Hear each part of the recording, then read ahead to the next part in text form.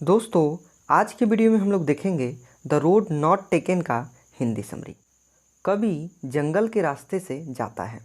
जब वो आगे बढ़ता है तो देखता है कि जंगल के बीचों बीच दो रास्ते अलग अलग निकले हुए हैं। कवि दोनों रास्ते पे जाना चाहता है, लेकिन एक यात्री होने के नाते उसे अफसोस भी होता है कि वो दोनों रास्ते पर कभी भी नहीं चल सकता है।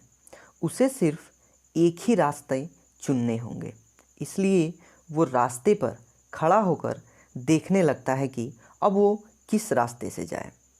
कुछ समय बाद वो सोचता है कि वो अधिक घास वाले रास्ते पर चलेगा।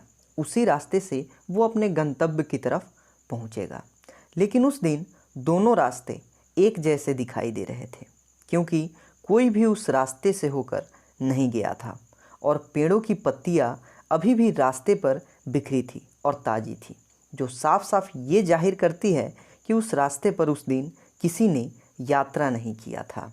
कवि पहले वाले रास्ते को छोड़कर दूसरे रास्ते से आगे बढ़ता है और सोचता है कि फिर कभी वो पहले वाले रास्ते से यात्रा करेगा। लेकिन उसे अभी भी डाउट रहता है कि क्या कभी वो उस रास्ते से वापस आकर पहले वाले रास्ते से यात्रा करेगा कि नहीं करेगा।